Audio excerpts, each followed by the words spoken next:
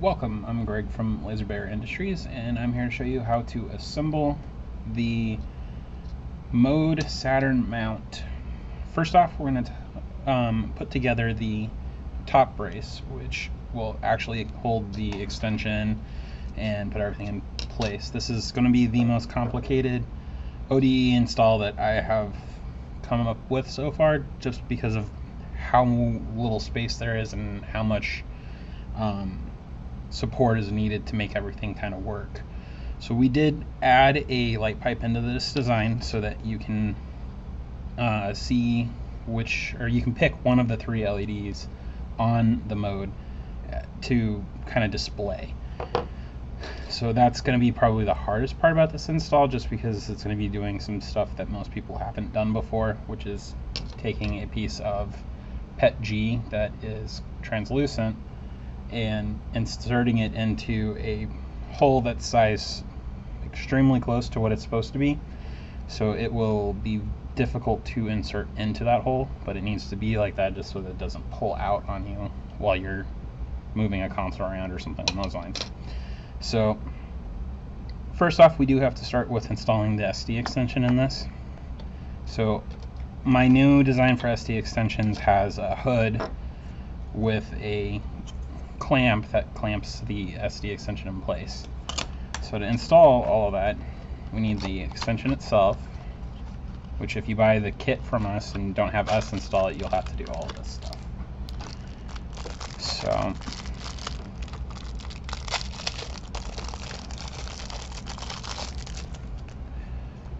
you have your SD extension, you got your micro SD side and a full-size SD side.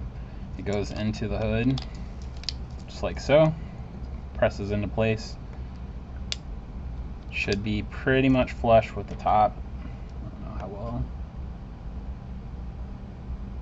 this camera is going to pick it up, but press it in as far as it'll go and you should be good. And take the hood with the extension and you press it into the main body, and just like that, all the way flush. Now you have the hood and extension in place. Next we take the clamp for the hood, and that just snaps over, and there are 4 screws that go into place. So in your kit you will have a total of 8 super small screws. 4 of them will be black and 4 of them will be silver. For the extension hood, it is the 4 silver screws. I personally prefer using a electric screwdriver just because it makes my life a little bit easier. You're going to just screw all 4 of those screws into place.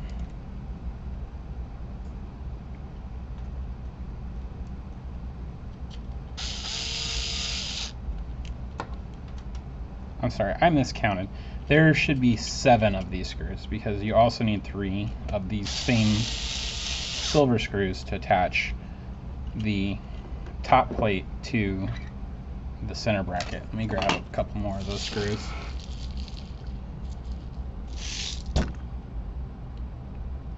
Alright, set those down so that they're ready to go. So next step is, like I said, going to be the harder step, and that's going to be getting this piece of clear filament in place. So to do that and make it a little bit easier on yourself, and you will need a pair of flush cutters to get this done properly. So you just give yourself a nice pointy angle. So now it's got a good point to it. Once you've got that, you're going to just push the filament piece through. Like I said, this is very, very tight fit. Might benefit you to use a pair of pliers to press that in with. Grab one real quick.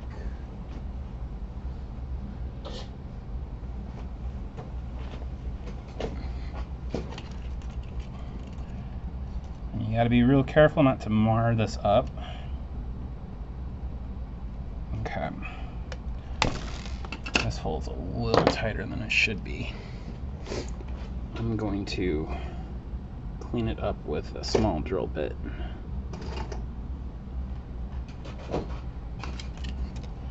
We'll probably have our staff cleaning these up with a small drill bit like this before we ship them out, just so that this doesn't be an issue for most people.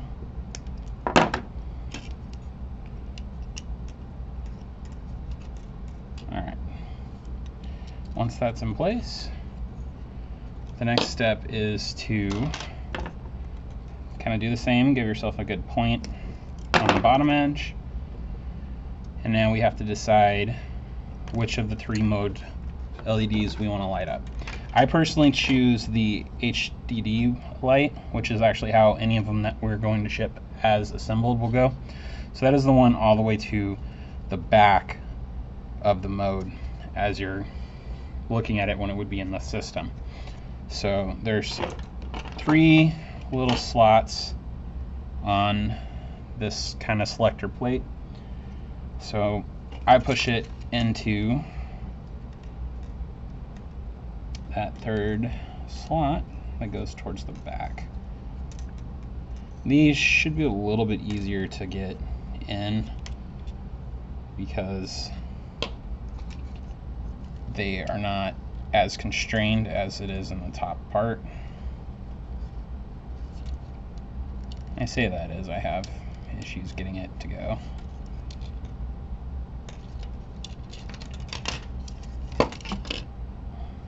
I'm gonna need a new piece. I'm fighting. Maybe we should be giving a little bit longer pieces to everybody just so that they can do this themselves.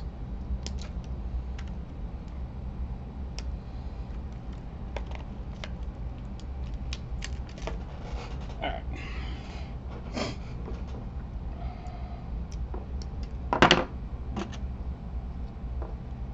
So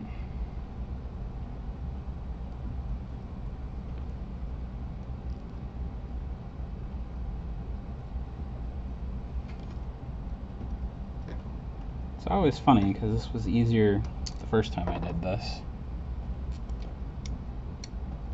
So maybe I need to relax my hole size just a little bit.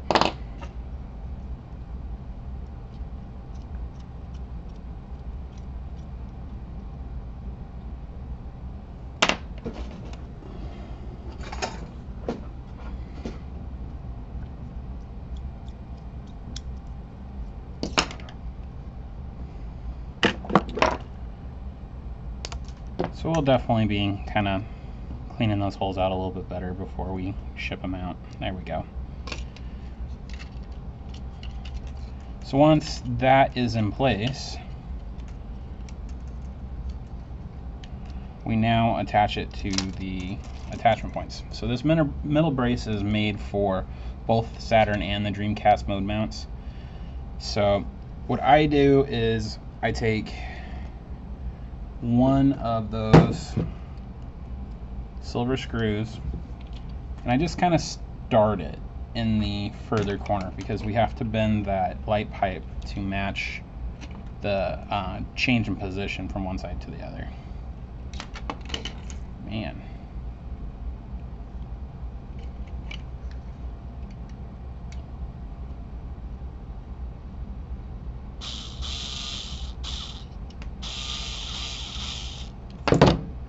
So once that's in place, take your light pipe, kind of give yourself a little bit of extra room, and it should just give a kind of bend just like that. I don't know how easy that is to see. Line up your front hole. Once that's lined up,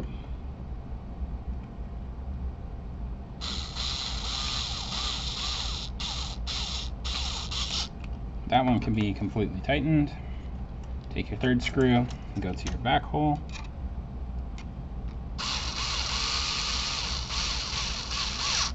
Once that's tight, go back and tighten your 1st screw that you left a little loose.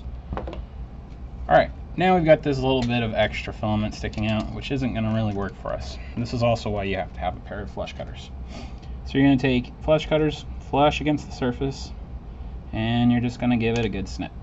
So now it's a flat top to it. And then you're going to do the same thing down here.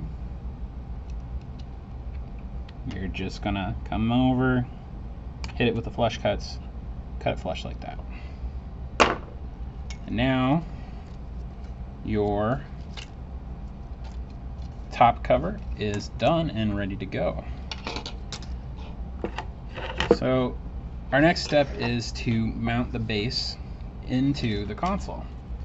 So this video is on the Model 2, which is a little bit different than the Model 1. The Model 1 actually has a couple different versions. So I'm not going to go over how you take apart a console. If you're doing these kinds of mods, you should have a pretty good understanding on how to get into a console and how to not damage things when you're in one. So this has already been taken apart, and it's basically ready for me to do the install. So I'm just going to take my power supply out. I'm going to lift this metal bracket. So you have to unbolt this, take it completely out. You had to do that anyway if you already kind of did a soft install of your mode when it came out. So once that's out, you can set the console aside. Now you take your mode base, and that installs right where the original upright post is installed. So this is where the 4 little black screws come in place. So turn your system over, line the holes up. I said there's just the 4 little holes. Take the little black screws,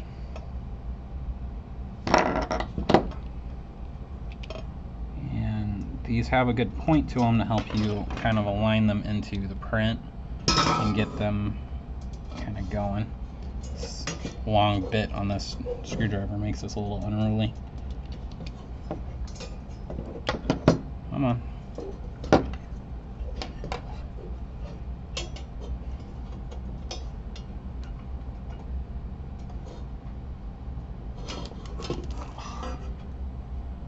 Maybe I do this one by hand.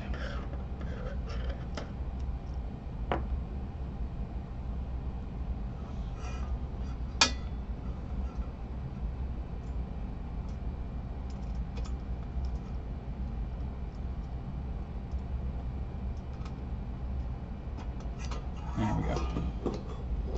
It's usually the first one that's the hardest to get going. So get that guy snug. Remember, these are 3D printed parts. You don't want to over tighten because you run the risk of just stripping them out. I mean, that goes with anything plastic, but it's especially true of 3D printed parts just because of the way that they are produced.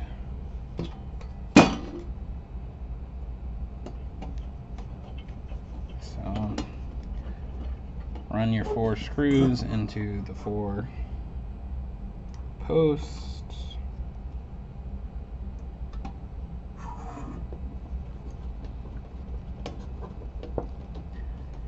And after that's in place, you should be ready to install the mode board in place. So let's see here. Just kind of make sure that your screws went in at least a little bit parallel, so it's not off a lot. There's a little bit of leeway in how the top fits, so it shouldn't matter too much if you're just a little off. Alright, so now we can take and put our metal shielding back into place. That goes in just like so. And make sure you don't damage anything going back in. There's a few things that stick through. You want to make sure that there's plenty of room for. Alright, so now we're going to take the mode board, and the mode board will sit right on top of this bracket. There's an alignment peg that kind of holds it in place. And then what you can do is take one of these little silver screws and just kind of hold your mode board in place by attaching it right to that point. So now the mode board shouldn't move around too much, shouldn't flop around on you while you're working on it. So at this point you're going to install all of the cables that you would normally install on your mode. If you need the extra power, plug your extra power in. Your ribbon cable gets plugged in. If you need to plug anything in the expansion port, go ahead and plug that all in. After you're ready to install the mid carriage or the top carriage, all you got to do is install your SD card into the slot for the SD. Then you're going to take and do a few bends that are necessary to make this kind of fit into place. So you got to bend like that, and then you're good to go. So now you have one short screw and 4 of these longer screws. So the longer screws go into these 4 posts. They're a little tight, just to make clearances a little bit easier with the printing, but they will go in pretty easily.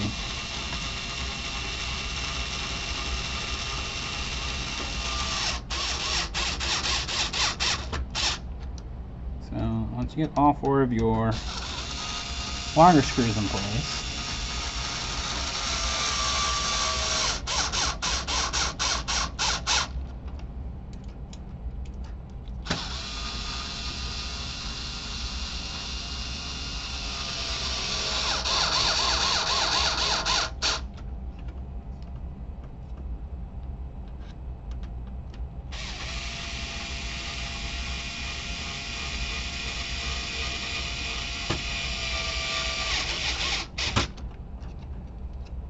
you take your last one, which is this slightly shorter screw, and it goes into this spot here. And the reason for that is because this, like I said, is a dual purpose mount. This top or middle piece here goes on both this version and the Dreamcast version, and to make everything compatible between 2 different consoles, so that there's less parts for us to actually have to stock around here. It's just kind of how we decided to go about it. Once you're all done with that, take your top piece, set it right over top, and now you are ready to mode. Obviously this console is missing the top cover. That's because of all of the work I was doing, so just kind of how it goes. In case you haven't seen it before, this is the replacement AC jack that I made for the Sega Saturns, and looks nice. Alright, thank you everyone. Hopefully this was informative and shows you what all goes into getting this set up. If you purchase a kit from us, obviously go through the instructions, make sure that you're very good and happy with the process that goes with making these. Like I said, we're going to go through, we'll clean out those holes a little bit. We do that anyway for most of our prints, so it's just part of 3D printing. You're never going to have a perfectly sized hole every single time that you print something. You can probably get it the first few times, but over time things change. Printers just are printers. Have a wonderful day.